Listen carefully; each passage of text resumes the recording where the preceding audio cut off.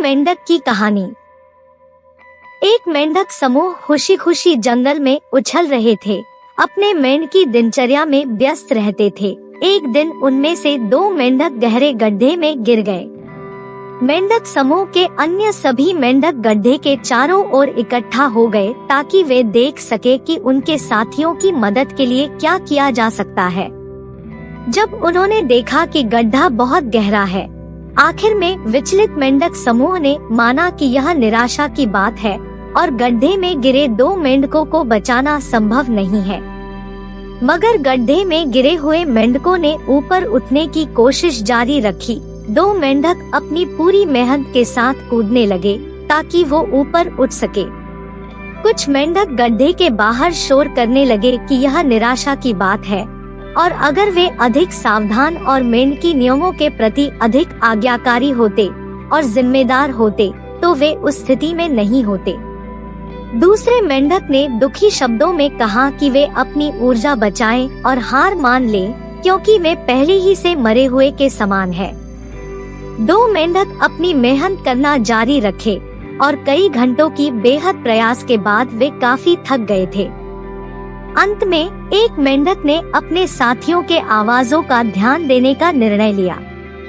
थके और निराश होकर उसने चुपचाप अपने भविष्य को स्वीकार कर लिया, गड्ढे के नीचे लेट गया और वो हताशा में दूसरे मेंढक के आंखों के सामने मर गया।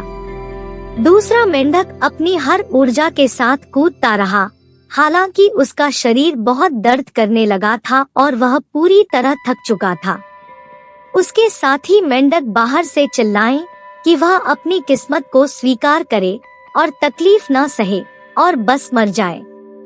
थके हुए मेंढक ने और जोर से कूदना शुरू किया और आश्चर्य की बात है, आखिरकार इतना ऊंचा कूदा कि वह गड्ढे से बाहर आ गया।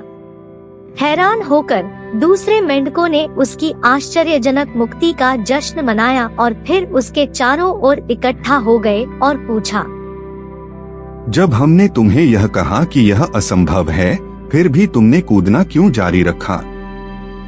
उनकी होठों को पढ़ते हुए मेंढक ने उन्हें बताया, मैं बहरा हूँ और जब मैंने तुम्हारे इशारों और चिल्लाहट को देखा तो मैंने समझा कि तुम मुझे प्रेरणा दे रहे थे।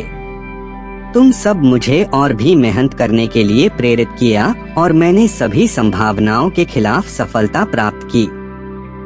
यह सीधी कहानी में एक शक्तिशाली सीख है। आपके प्रेरणादायक शब्द किसी को उठा सकते हैं और उसे सफलता की ओर लेने में मदद कर सकते हैं। आपके विनाशकारी शब्द गहरे घाव पैदा कर सकते हैं। वे किसी की कोशिश करने की इच्छा को या उनकी जिंदगी को भी नष्ट कर सकते हैं। आपके नाशक, असावधान शब्द किसी को दूसरों की नजर में क्षीण कर सकते हैं, उनकी प्रभावशीलता को नष्ट कर सकते हैं और उनके साथ लोगों के व्यवहार पर दीर्घकालिक प्रभाव डाल सकते हैं। इसलिए अपना शब्द सोच समझकर प्रयोग करें।